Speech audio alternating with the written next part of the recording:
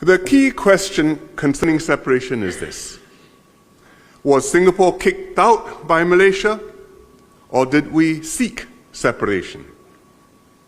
Originally, the prevailing view was we were kicked out. The Tunku himself said at the time that the decision to kick Singapore out of Malaysia had been taken by him solely. But of course, such an earth-shaking and at that time unexpected outcome could not have had a simple or a singular cause. The Tunku certainly was a decisive figure in separation, but many factors forced his hand and led him to conclude that letting Singapore go was the best option for him and for Malaysia. Not least was the intense political campaign that Mr. Lee and others in the Singapore leadership mounted to fight for a Malaysian Malaysia.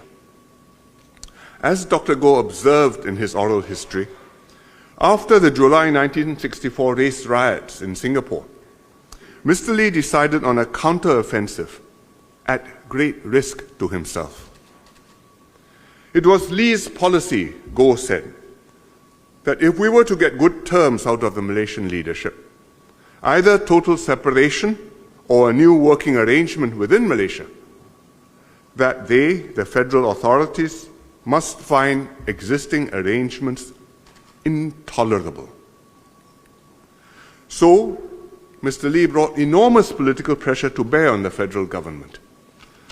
There was the crucial speech in the Malaysian Parliament on the 27th of May, 1965, where Mr. Lee spoke in fluent Malay.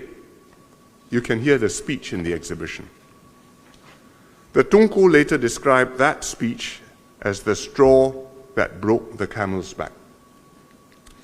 And there was the Malaysian Solidarity Convention that Dr. Tochin Chai and Mr. Rajaratnam had initiated, which held rallies up and down the peninsula.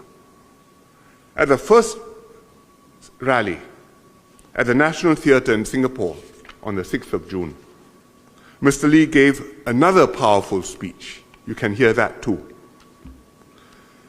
Those were very tense days. Mr. Lee was aware that the federal authorities were considering arresting him and that he was in grave peril. But as he told Britain's High Commissioner to Malaysia, Anthony Head, he could not back down.